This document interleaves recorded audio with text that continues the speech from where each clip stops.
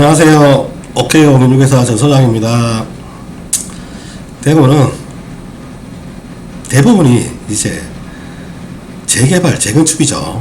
재개발, 재건축이라서 공급 물량도 많았습니다. 많은 분들이 저에게 전화 오시는 많은 분들이 저 아파트 단지 지주택, 지역주택 조합 아니냐 이렇게 문의를 하셨는데요. 그래 간단하게 그걸 말씀드리기가 상당히 곤란해요. 오늘은 간단하게 그 개념을 한번 잡아보겠습니다. 단도직입적으로 잡지는 못해도 이해를 할 수 있도록 그 개념을 잡아보겠습니다. 그리고 중간에 제가 기침을 좀 할 수는 있습니다. 죄송합니다. 양해해 주십시오. 자, 제목부터 한번 볼게요. 지역주택조합 개발과 재개발 조합 사업은 다릅니다. 이제 요 표를 볼 건데요. 표에 보면은 지주택, 지역주택조합 개발 사업의 법적 근거는 주택법이고요. 재개발, 재건축 사업은 도시 및 주거환경정비법이 근거가 됩니다.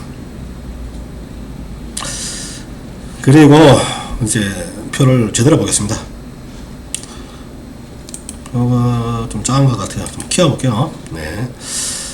지역주택조합의 목적은 집이 없는 사람들이 내 집 마련이 목적이죠. 내 집 마련이 목적인데 취지는 참 좋습니다. 그리고 재건축, 재개발 목적은 이제 어느 지역에 낙후된 지역에 그러니까 아파트 나홀로 아파트 뭐 빌라 주택 그리고 거기에 이면도로 또 골목길 다 낙후되어 있겠죠. 이런 낙후된 그런 그 주거 환경이 너무 이제 낙후되어 있겠죠. 그래서 그러한 이제 지역에 있는 아파트 주택 빌라 이런 걸 한꺼번에 다 이제 철거를 하고 새로운 아파트 단지로 거듭나는 거죠. 그러면은 오래된 그런 주택에 살다가 신축 아파트에 입주하게 되겠죠. 그것이 바로 주거 환경이 개선이 되겠죠. 그 목적이 그겁니다. 자, 그리고 방식은 지주택은 민영개발, 재건축, 재개발은 재건축은 이제 공동주택이죠, 당연히. 공동주택이니까 민영개발 또는 공영개발이 LH에서도 할 수 있겠죠. 재개발도 마찬가지입니다. 사업 주체는 지주택은 비법인 사단입니다. 그리고 재건축은 사업 주체가 공동주택 소유자들입니다. 그리고 재개발은 노후 불량 건축물, 오래된 건물에 사는 그러한 분들 소유자들입니다.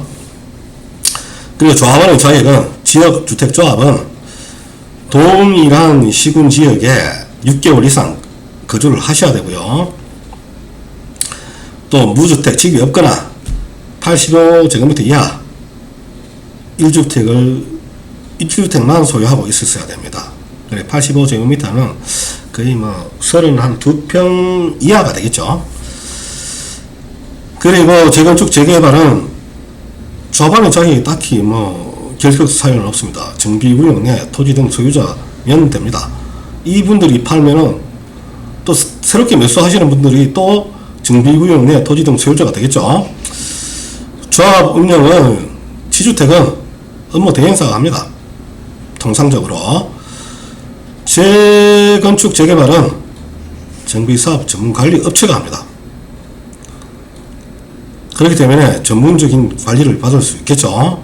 그렇지만 업무 대행사는 지주택은 전문 관리업체가 아닙니다. 또 토지 매입을 보시면은 지주택은 조합원들이 100% 그 자금을 대야 됩니다. 이제 업무 대행사는 사업 수익을 자기들이 찾아가겠다는 거죠. 그래서 한간에 참 여러 가지 안 좋은 보도가 많이 되고 있죠. 재건축, 재개발은 토지면 원래부터 그 사람, 그 살고 있으신 조합원들은 토지를 갖고 있었어요. 집도 있었어요. 그 자기가 가진 재산을 제공하는 겁니다. 그리고 관리처분 인가 후 사업비 대출이 있는데요. 조합원들은 이제 내가 살던 집이 이제 때려 부서지고 없어지니까 새로운 집에 이제 새로운 땅에 가야 되겠죠. 그러니까 자기 집이 이제 때려 부서지니까 이제 돈도 없어. 그러다 보니까 이주비 대출이 이제 어디 전세를 얻으려고 그러면은 돈이 있어야 되겠죠. 그래서 이주비 대출을 해줍니다. 그리고 일반 분양자들을 분양 중도금 대출이 됩니다. 그리고 여기 사업에 미동의한 사람이 있을 수 있어요. 그러면 지주택은 매도 청구, 사업 승인 이후에 매도 청구를 하시면 되고요. 매도 청구가 들어갈 거고요. 재건축은 아파트니까 어느 동에 어느 호수가 혼자만 안 하겠다 이러면은 수용할 수밖에 없습니다. 그럴 수밖에 없어요. 뭐 강제적이라 그래도 뭐 그렇게 하는 방법 외에는 뭐 별다른 조치가 없을 것 같아요. 그리고 재개발은 맨날 여기 지주택과 비슷합니다. 매도 청구를 조합 설립 이후에 매도 청구를 당신 팔고 나가세요 이렇게 매도 청구를 합니다. 그리고 관리처분 계획은 지주택은 불필요하고요. 재건축 재개발은 해야 합니다. 꼭 필요합니다. 장점이라면은 지주택의 장점은 청약 통장 필요 없고 임대주택 건축 의무도 필요 없고요. 미분양 위험이 상태대로 적겠죠. 요새 지주택은 조합원들 모집을 많이 하려면 할수록 좋은 거니까 그분들이 다 여기 입주를 하기 때문에 미분양 위험이 자기들이 입주를 하기 때문에 미분양 위험이 상당히 적다는 것이 당연하겠죠. 그러면은 재건축 재개발은 초기 비용이 이제 자기 재산을 내놓는 거기 때문에 초기 비용이 적습니다. 또 별도로 조합원 자격을 요건이 원래 살던 사람들이 토지 등 소유자가 조합원의 자격이 되기 때문에 딱히 뭐 설립하기도 쉽습니다. 조합원 갈등이 상대적으로 적습니다. 없지는 않습니다. 그냥 적습니다. 그리고 단점을 보시면 그냥 보겠습니다. 지주택은 조합원 모집 지연 시 추가 부담금이 발생하겠죠. 그러니까 조합원을 빨리 모집해서 거기에 대한 이제 토지를 해당 사업지의 토지를 다 매입해서 빨리 사업을 추진해야 되는데 조합원 모집이 뭐 제대로 안 되고 있으면은 거기에 대한 땅을 다 매입을 하지는 못하겠죠. 그래서 사업이 지연되면은 거기에 이제 광고비라든지 또 사업 운영비라든지 각종 부대 비용이 발생하겠죠. 그러면은 지연되면 될수록 추가 부담금 발생이 높습니다. 그리고 이거 단점인지 장점인지 선착순 동호수 지정 가능. 빨리 가는 사람들은 장점이 될 수 있고 늦으면 늦어질수록 단점이 될 수 있겠죠. 이거 좀 애매하네요. 일단은 빨리 가는 사람들한테는 좋은 노후활동을 받을 수 있으니 장점, 늦게 가는 사람들은 단점 이렇게 됩니다. 그리고 조합은 간 갈등 발생 우려가 상당히 높습니다. 그리고 초기 비용이 많이 들어갑니다.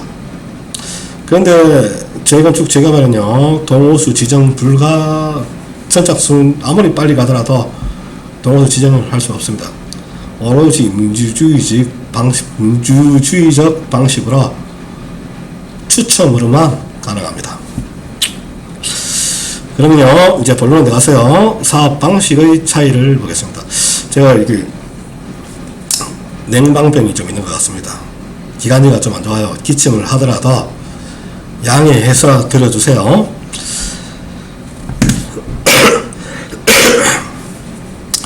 지역주택조합 개발 사업은 통상적으로 업무 대행사가 조합원들을 모집하는 방식이 되는데요. 모집된 조합원들이 직접 토지 비용을 지불하게 되는 방식이라 초기 비용이 재개발, 재건축 사업보다는 많이 든다고 볼 수 있습니다. 하지만 일반 분양의 사업장, 일반 분양으로 진행하는 사업장보다는 분양 금액이 상대적으로 저렴합니다. 그러한 이점도 있기는 합니다. 재건축, 재개발 재건축 사업은 지방자치단체 또는 공공기관과 해당 사업조합이 주도하여 종전주택들을 철거하고 다 때려 부수고 새로운 아파트 단지를 건설하는 방식이 되는데요. 해당 조합원들은 이미 종전재산, 토지와 주택이 있겠죠. 이미 보유하고 있다 보니까 초기 비용이 지역주택조합보다는 적게 든다고 할 수 있습니다. 재개발 재건축 사업은 통상적으로 조합으로 신탁 등기를 하여 진행이 되는데요. 건설되는 해당 아파트 단지 분양은 조합원 분양과 일반 분양으로 구분이 됩니다. 해당 사업지에 살던 분들이 조합원들이 되고요. 조합원들은 동호수 추첨을 통하여 건설되는 해당 단지에 입주할 수 있는 권리를 소유하게 되는 겁니다. 그것이 바로 입주권이라고 합니다. 일반 분양자들보다는 상대적으로 좋은 돈과 호수를 가져갈 수 있다는 이점이 있습니다.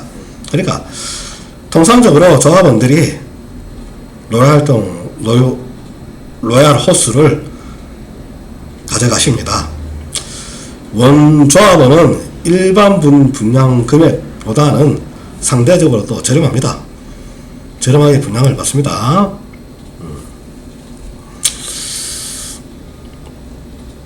사업기간의 위험성은 지역주택조합 개발 사업은 조합원을 모집된 조합원들에게 분양 금액을 미리 받아 토지를 매입해야 하기 때문에 시간이 많이 소요될 수 있는데요. 기간이 소모될수록 공사비에 대한 추가 부담금이 높아질 수 있고 예기치 못한 사안에 따라서 무산될 위험성이 다분합니다. 또 별다른 보호장치도 존재하지 않기 때문에 공인중개사는 지역주택조합의 매물을 손대는 것은 책임 소재가 따르기 때문에 웬만해서는 하면 안 되겠죠. 재건축 재개발 사업은 사업추진위원회가 구성되면 구역의 지정조합이 설립되는데요.